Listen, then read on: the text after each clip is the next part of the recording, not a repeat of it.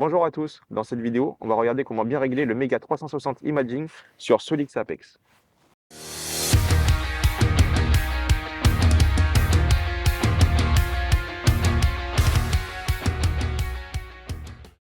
Dans les principaux réglages, on a ici Mega, donc c'est pour sélectionner la fréquence d'affichage.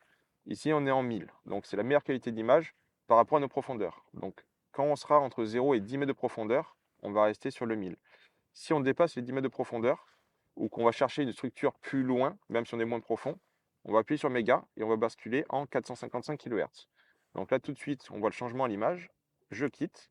Et il faudra affiner la portée et la sensibilité. C'est les deux choses les plus importantes. Donc, vu qu'on est dans 5 mètres de profondeur, je vais repasser en Méga.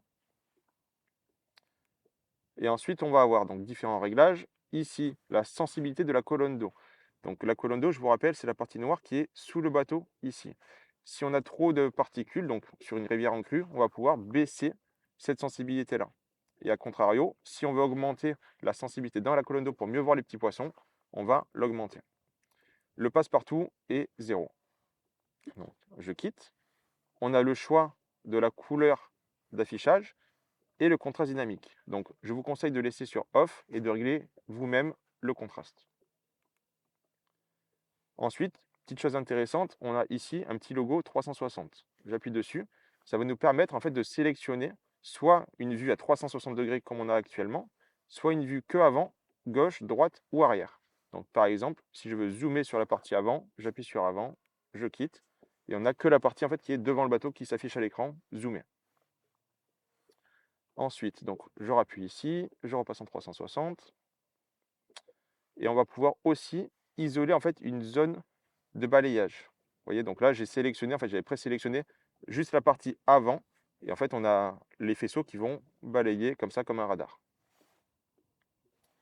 Donc, je rappuie ici pour repasser en 360.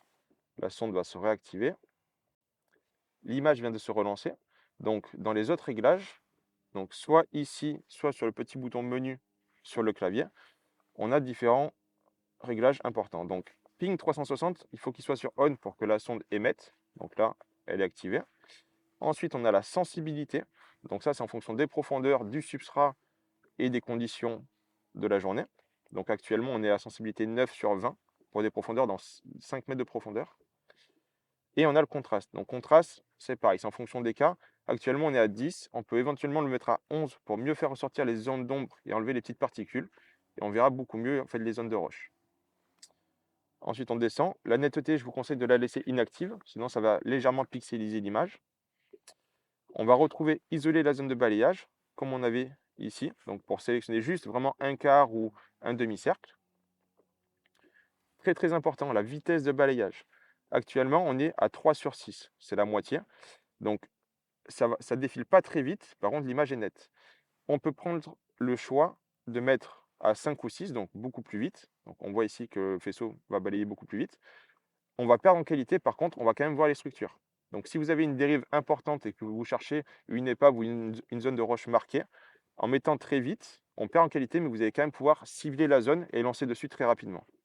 Et à contrario, si on cherche la qualité d'image, on va mettre soit 2, soit 1 en vitesse de balayage pour avoir une image très très fine.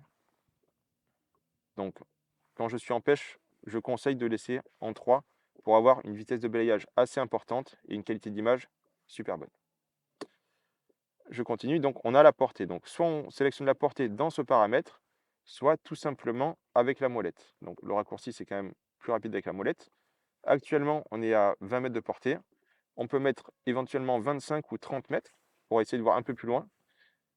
Et après, petite astuce, on va utiliser le plus et le moins pour zoomer. Donc en fait, là, j'ai mis 25 mètres. On voit que le rond il est en train de se dessiner. Je conseille de faire une fois plus pour zoomer en fait.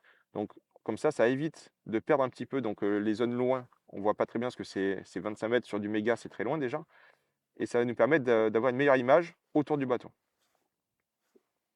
Donc je refais moins pour revenir en arrière. Je refais le petit menu. On retrouve quelques paramètres en fait qu'on a en haut. Donc on n'a pas besoin de regarder ces paramètres. Et dans option du sondeur, c'est pareil, je vous conseille vraiment une chose, dans superposition. c'est de désactiver les cercles de portée pour pas que ça masque trop l'image. On peut mettre des cercles de portée pour savoir environ la distance autour du bateau, mais rappelez-vous qu'il faut soustraire la profondeur, donc la colonne d'eau, par rapport à ces chiffres, par rapport au cercle de portée. Donc moi, je conseille de l'enlever pour gagner en qualité d'image. Voilà, donc faites tous ces réglages-là, vous allez voir, vous aurez une super qualité d'image. Dernière petite astuce, Mega 360 Imaging. Donc, on fait maison, paramètres, sondeur Sharp. En fait, on va sélectionner d'autres fréquences pour avoir une meilleure qualité d'image dans les faibles profondeurs. Je descends sur 360 Imaging, spectre de fréquence Sharp 360, on va le changer. Le début, on va mettre 1000, le minimum, et fin de fréquence, on va mettre le maximum 1300. On ouvre le faisceau au maximum. Je reviens sur mon 360. L'image va être encore plus fine, donc 1000-1300, on verra que le grain sera encore plus amélioré. Si cette vidéo vous a plu, n'hésitez pas à vous abonner sur la page Navicomedia sur YouTube.